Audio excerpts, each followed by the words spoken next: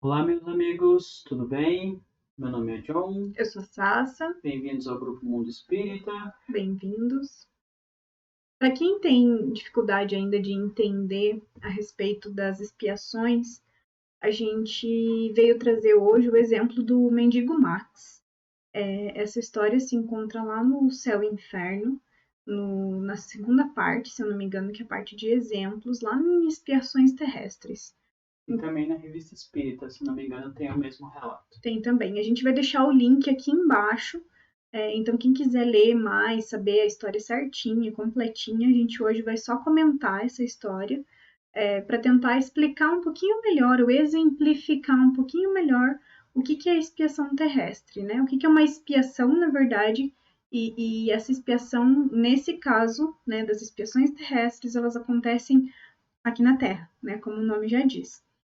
Então, Então, assim, só para exemplificar rapidinho, essa questão da expiação terrestre a gente vê no Céu e Inferno, além do Mendigo Max, tem outros relatos de outros espíritos, né? E o que eles têm em comum é sempre uma expiação ao longo da vida, que não permitiu, por exemplo, que trabalhasse, ou que o espírito conseguisse ter uma vida normal, por exemplo, por conta de um problema de saúde, algo que o debilitava, alguma coisa que a gente com certeza consegue perceber que não é relacionado a alguma culpa, alguma falta nessa vida, assim, tem que ser algo que venha de vidas passadas, obrigatoriamente. Então, assim, qual que é a história, né, do mendigo Max? Ele, então o nome dele é Max, ele já é um senhor quase centenário, como diz lá, e ele é muito jovem, né, perdeu os pais, já quando criança ainda, perdeu os pais e ganhou a vida da forma que ele pôde, como ajudante de pedreiro, ele trabalhava nas estrebarias, ele ganhou a vida como pôde, mas perto dos 40 anos mais ou menos, ele teve uma enfermidade que debilitou todos os membros. Então não restou a ele senão mendigar, né? Então ele vivia da caridade mesmo das pessoas, de às vezes vender uma coisa ou outra que ele achava, enfim. Ele não tinha, né, muito como ir trabalhar, ele não tinha o que fazer, como trabalhar, né? Naquela época era tudo muito mais difícil. E aí ele vivia ao redores de um castelo, né, num vilarejo lá, e deixaram ele morar, né, como ele não tinha lar, não tinha nada, e deixaram ele morar nas estrebarias desse castelo. E ele era uma pessoa, por ser um mendigo, todo mundo achava ele muito uma pessoa que não aparentava ser um mendigo. Ele se vestia bem, ele As suas falava atitudes, o bem, seu isso. falar, ele não condizia, como diz o texto, né, aos trapos que ele utilizava. Então ele era chamado por todos de Conde, o Conde Max, mas ninguém sabia de onde veio esse nome Conde, né? Era simplesmente porque ele não se portava como um mendigo. E aí, num determinado dia, né, a filha do dono, se eu não me engano, desse castelo onde ele morava, né, por caridade mesmo dos donos, é, apareceu no sonho dela, né, e relatou que em tempos antigos, muito antes, né, muito tempo atrás, ele era dono desse castelo. E era ele quem, enfim, ele era dono de todas essas terras ali, né, dono desse castelo, e ele era muito boêmio, muito devasso. Ele aproveitava sempre a vida, como ele dizia, com as orgias, aproveitava muito da Da fortuna que ele bebida. tinha, da bebida e de todos esses vícios nossos materiais, né? Ele não se preocupava, não se privava, assim como ele Humilhava humilhava os seus vassalos, como ele diz no texto, ele sentia que eles tinham a obrigação de servir, de servir a ele, porque né, ele de tinha o atender, dinheiro. e isso foi o que acabou diminuindo, digamos assim, a vida dele, fez com que a vida dele se esvaísse, como ele fala ali, mais rápido do que devia, por conta de todos esses vícios, de todas essas atitudes que ele teve durante a sua vida. E aí, quando ele morreu, né, nessa existência passada,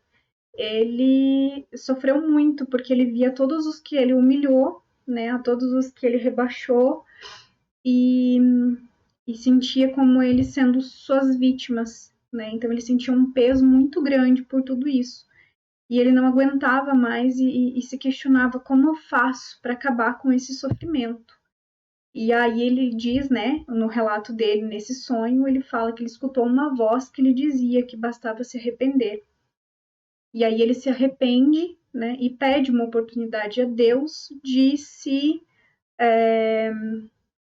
de reparar, né, com todas essas pessoas e reparar todo esse mal que ele fez, tanto para ele quanto para os seus vassalos, né, para os seus empregados e por ter feito mau uso de toda essa fortuna. E aí então ele reencarna nessa existência como Max e acaba sendo, né, tendo que viver da caridade, né, se expondo a ser menos do que todos aqueles a quem ele rebaixou, né? Então, como ele diz no texto, né, ele sofreu bastante desde criança, ele perdeu os pais logo cedo, como diz a Sassi, ele batalhou bastante, teve que batalhar, então muito diferente da vida anterior que ele tinha, né, ele teve que batalhar nessa vida, mas no texto ele comenta que sempre de forma honesta, ele sentia que ele devia fazer isso de forma sempre honesta, então ele fez como tudo deveria ser, e aos 40, 50 anos ele acaba sofrendo da saúde, o que impossibilitou ele de trabalhar e ter de viver da caridade pública durante todo o resto da sua vida. E por mais ou menos 50 anos ele teve que viver dessa caridade, né? Teve que viver nessa situação de mendigar, né? De pedir ajuda. E ele fala em nenhum momento ele se lamenta, né? Ele sempre agradece a Deus, porque nesta existência ele acredita em Deus, então ele sempre agradece a Deus a oportunidade, né, de poder reparar tudo aquele mal que ele fez. E ele até comenta que durante essa vida, essa nova existência, digamos, né, onde ele teve que batalhar e sofreu bastante, ele tinha vários sonhos, onde ele era como se ele relembrasse que ele aproveitava muito bem o castelo, que ele aproveitava toda a sua fortuna, e isso ele entende que era uma forma que ele se lembrava dessas coisas, mas ao mesmo tempo o espírito dele mostrava que o caminho deveria ser: você precisa continuar, você precisa persistir para que você tenha, né, um melhor proveito da sua vida, um melhor sucesso. Então ele nunca, por mais que ele tivesse esses sonhos onde ele sentia uma certa angústia, ele nunca reclamou, ele nunca sequer teve qualquer tipo de raiva com relação a essa vida que ele teve. Ele sempre levou com toda a resignação possível. Então, assim, ali a gente tem uma certeza, né, de que esse espírito realmente se arrependeu e, e estava certo que precisava espiar, que precisava se livrar desse sentimento, né, se livrar desse peso de todo o mal que ele fez às outras pessoas, ao mau uso da fortuna, o que ele fez a ele mesmo, né. Então, com essa certeza, ele teve essa garra de enfrentar essa nova existência com todas as dificuldades e sem reclamar, né, sem se lamentar. Então, assim, eu acho que fica bem claro, né, que nesse caso do Max é uma expiação porque não são consequências, né, de atitudes dele aqui mesmo, né? Ah, pedi para sair do meu trabalho e aí fiquei desempregado. E aí não consigo mais emprego, não consigo mais nada. Isso é uma consequência daqui, né? O que o Max passou não é uma consequência de uma escolha dele aqui, né? É uma consequência de uma escolha no mundo dos espíritos, mas não aqui. Então, isso, quando é relacionado lá ao mundo dos espíritos, ou é prova ou é expiação, né? É uma decisão, é uma escolha do espírito, mas é algo que ele precisa passar para se livrar daquele sentimento, daquela sensação do que ele fez os outros sofrerem.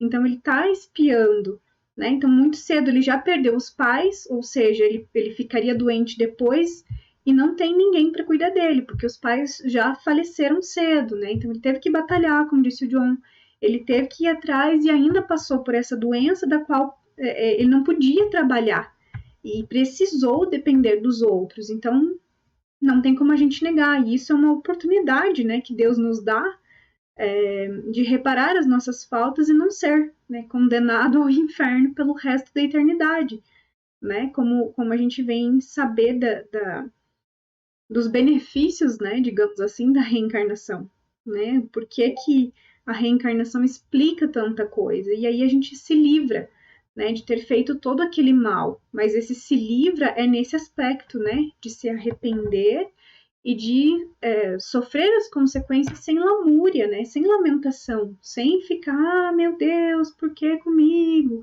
Né? Então, Aí vem esse ponto importante da gente reconhecer a expiação não como sendo algo de sofrimento, mas reconhecer a expiação como sendo esse benefício da justiça divina, essa forma que a gente recebe de poder reparar alguma falta que a gente tenha feito numa vida passada, numa vida anterior, que a gente possa usar essa expiação e ter o olhar para essa expiação como essa oportunidade.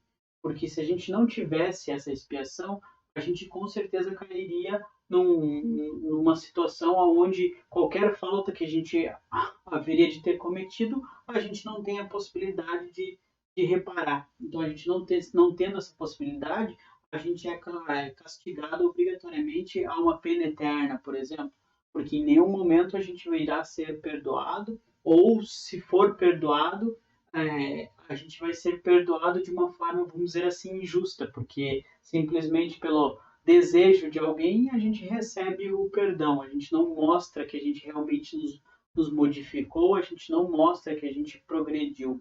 E com a reparação, com a expiação, a gente consegue mostrar, a gente consegue evoluir, a gente consegue perceber os nossos erros e ter a oportunidade de nos melhorar. e se alguém ainda tiver um pouco de dúvida do que é reparação, expiação, prova, a gente tem um videozinho anterior que a gente fez, tá nos cards, em algum lugar aqui. E a gente queria saber de vocês, né? Se vocês se interessam por esse tipo de relato, por esse tipo de história, se a gente traz mais desses, deixa aqui um comentário pra gente. E se você conhece algum caso, ou se você mesmo acha que é um caso de uma expiação aí, que passa por uma expiação, deixa aqui embaixo pra gente saber também. Se tiver alguma outra dúvida ou sugestão do que a gente pode trazer, a gente aceita. Deixa aqui pra gente. E é isso. Muito obrigado e até o próximo Até o vídeo. próximo vídeo.